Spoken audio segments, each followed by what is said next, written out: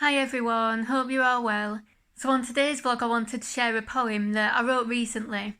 And I wrote this poem about my struggle with identity and grief since going through a chronic illness. So in my experience, and I'm sure many other people's experiences, chronic illness has completely changed my identity.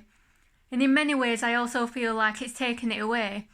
And even now, today, I feel myself constantly grieving my old self and my old life and the way that things used to be, and coming to that realisation that nothing's ever going to be the same as it was.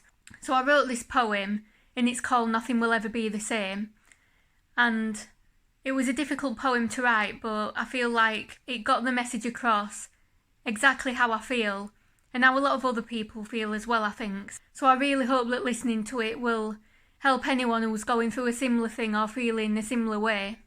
So I actually put a video together with the words on the screen and me reading out the poem. So I'm going to share that with you now and say thank you so much for watching, and I'll see you all again next week.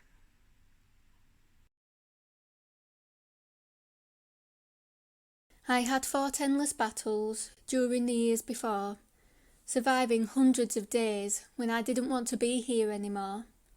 After I made it through, I promised myself that I'd never go back to that dark place, and I would always try to stay positive, with a smile on my face. I felt like I was on the path where I was supposed to be. My identity had been rebuilt, and I was a new version of me.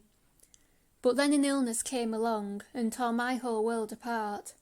I became so weak and poorly that it broke my loved ones' hearts. Everything has changed since then, and nothing will ever be the same. The only reason I recognise myself now is because of my name. It's hard to carry on when you feel lost and don't know who you are anymore, so I wish people would stop telling me that I'm still the same person I was before. It is often said that life goes on, and for others that may be true, but mine continues to be stuck on pause, even though there is so much I want to do. Instead, I must accept the frustrating limits that my symptoms and disability keep creating. I've always been so patient, but these days, I get sick and tired of waiting. I'm angry that my body has betrayed me in this way. I don't know if that can be forgiven. It constantly makes me feel useless, when I'm actually quite driven. Being unable to do normal things leaves me feeling extremely sad, hurt, and upset. And losing my independence means that I carry lots of guilt and regret. Despite me having unconditional love and support, it can be really lonely sometimes. Yet whenever I feel depressed, anxious or scared, I just pretend that I'm fine.